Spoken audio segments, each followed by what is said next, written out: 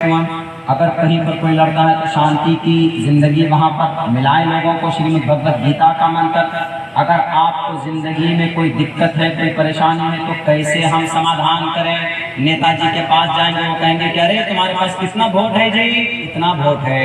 अच्छा, वो 50 वोट कैसे आएगा? वहाँ लड़ाई करवा दो, 50 वोट तुम्हारे तरफ आ जाएगा। नेताजी के पास मत जाइए, वो तो लड़वाएगा। आपको कहाँ जाना? आपको श्रीमद् भगवद गीता में जाइए। श्रीमद् भगवद गीता के चैप्टर में कहा गया तस्मात् शास्त्रम परमानंति कार्य अकार्य कार्य अकार्य। कौन सा काम करना है, कौन सा काम नहीं करना। चार्य आचार्य दिवस प्रस्तौ ज्ञाता शास्त्र विधानोत्तम कर्म कर्तुम हेरसि। कौन सा काम करना है, कौन सा काम नहीं करना है। वेदों के अंदर, पुराणों के अंदर, शास्त्रों के अंदर ये बात बताई गई। और मनुष्य विषय है भक्ति, पूजा। वमा खलक़तुल जिन्न वल इंसा इल्ला लियअबुदून। कुरान का यही फरमान।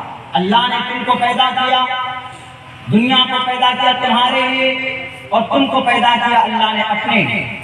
वमा खलक़तुल जिन्न वल इंसा इल्ला लियअबुदून। और वैद में ये बात कही भी गई है, साफ लफ्जों में कही गई, तस्से भक्तिमान से श्यामा।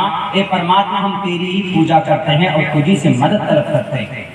ये बात कही गई। और जानबूझकर इंसान गलती क्यों करता है? देखिए, एक बात बताते हैं, इंसान के अंदर गलती करने का एक मादा रखा गया है। गलती करने का, जब गलती करने का एक मादा रखा गया है, वो एक इम्तिहान के लिए, टेस्ट के लिए रखा गया है।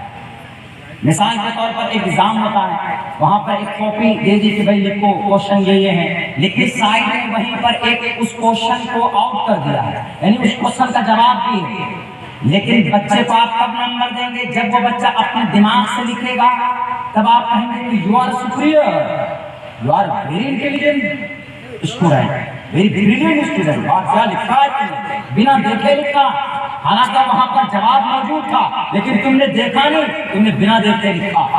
बड़ा गर्व होता है टीचर को। सेम अल्लाह ने गुनाह करने की कैपेसिटी दी है।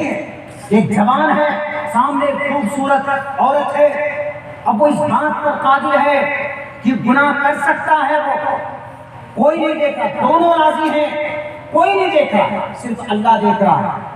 लेकिन गुनाह करने का मादा उसके अंदर है।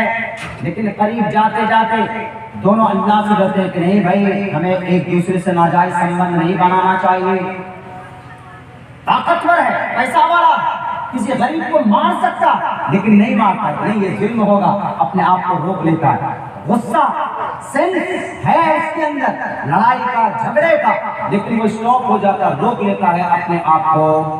तो उसका ये अमल in the eyes of Ishwar, in the sight of Allah, वो बहुत मुबारक और बहुत ईश्वर खुश होता है कि देखो मेरा कितना डर है इस बंदे में।